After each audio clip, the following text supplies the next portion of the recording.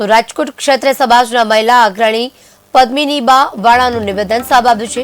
શું કહ્યું પદ્મિનીબા વાળાએ, આવો સાંભળીએ તેમની પ્રતિક્રિયા। જય માતાજી, હું પદ્મિનીબા વાળા। જે પણ અત્યારે નિવેદન આવ્યું છે આપણે જયરાજભાઈનું કે અહીંયાથી અંત છે, તો જયરાજભાઈ આપણે અંત નથી। આપ ક્ષત્રિય સમાજના દીકરા છો, અમે ક્ષત્રિય સમાજના બેનું છીએ, તો આપને થોડોક તો વિચાર કરવો જોઈએ ભાઈ કે આપણે એકલા આપ ડિસિઝન નથી લઈ શકતા। અને હું રાજકીય લેવલે મોદી સાહેબને પણ હું પૂછવા માંગુ છું કે રૂપાલાભાઈ વિરુદ્ધ 10 ફરિયાદો થઈ છે, માનહાનિના દાવા થયા છે, તો એને અરેસ્ટ કેમ નહીં?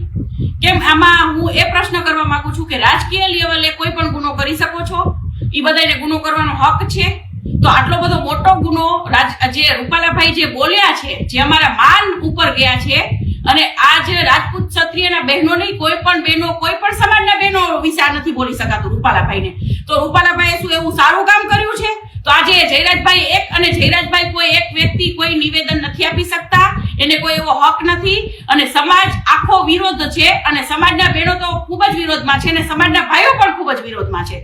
તો અમે આ જયરાજભાઈનું નિવેદન નહીં ચલાવી લઈએ, અને માફી તો આપવાની જ નથી। માફી તો રૂપાલાભાઈ 5 નહીં 500 વખત માફે ને તો પણ એને માફ નથી।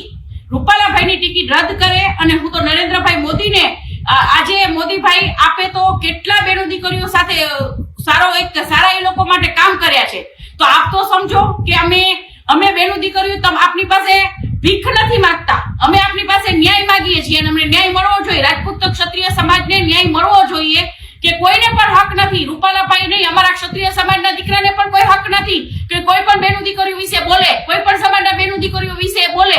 તો રૂપાલાભાઈએ શું આ સારું કામ કર્યું છે? આટલા મોટા હોદ્દા ઉપર આજે એમને ભાજપ પાર્ટીનું નામ બદનામ કર્યું છે કે ભાજપ પાર્ટીમાં જો આવાને ટિકિટો દેશો ને તો કાલ સવારે ભાજપ પાર્ટીનું ખૂબ ખરાબ લાગશે। જય માતાજી, હું પદ્મિનીબા વાળા। જે પણ અત્યારે નિવેદન આવ્યું છે આપણે જયરાજભાઈનું